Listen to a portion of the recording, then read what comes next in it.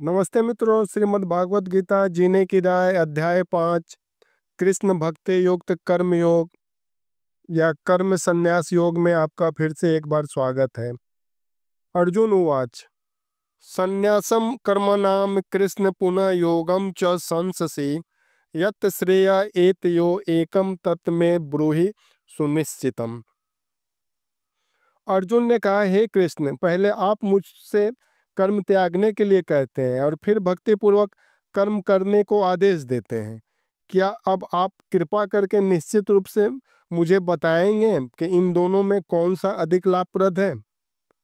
अर्जुन और हनुमान जी में यही फर्क है।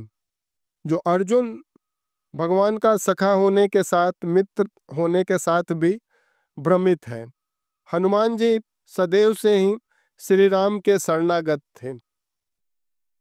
भगवत गीता के इस 5वें अध्याय में भगवान बताते हैं कि भक्ति पूर्वक किया गया कर्म शुष्क चिंतन से श्रेष्ठ है। भक्ति पथ अधिक सुगम है क्योंकि दिव्य स्वरूपा भक्ति मनुष्य को कर्म बंधन से मुक्त करती है। श्री भगवान उवाच संन्यासम कर्म योगा च निःश्रेयस करो उभौ तयो तो कर्म संन्यासात् कर्म योग विशिष्यते। श्री भगवान ने उत्तर दिया, मुक्ति के लिए कर्म का परित्याग तथा भक्ति में कर्म योग दोनों ही उत्तम है, किंतु इन दोनों में से भक्ति युक्त कर्म योग श्रेष्ठ है। ज्ञेय स नित्य सन्यासी या न द्वेष्टि न कांक्षति निर्द्वंदो ही महाबाहो सुखम बंधात प्रमुच्यते।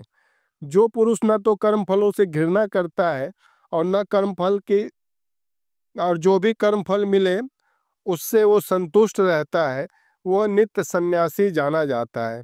हे महाबाहु अर्जुन, ऐसा मनुष्य समस्त द्वंद्वों से रहित होकर भवबंधन को पार कर जाता है। पूर्णतया कृष्ण भक्त पुरुष नित्य सन्यासी है, क्योंकि वह अपने कर्म फल से न तो घृणा करता है और जो भी मिलता है उससे संतुष्ट रहता है।